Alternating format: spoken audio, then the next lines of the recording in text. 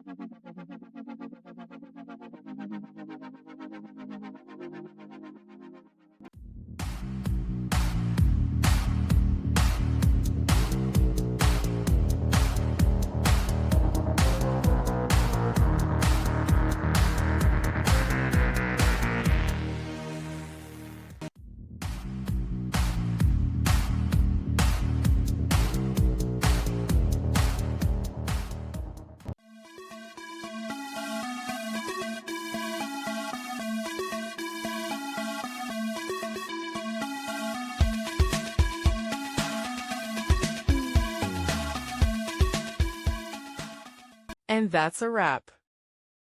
I hope you found the answer you were looking for. If you did, take a second to hit that subscribe button. It really helps out. And let me know in the comments which solution worked best for you. See you next time in the debug zone.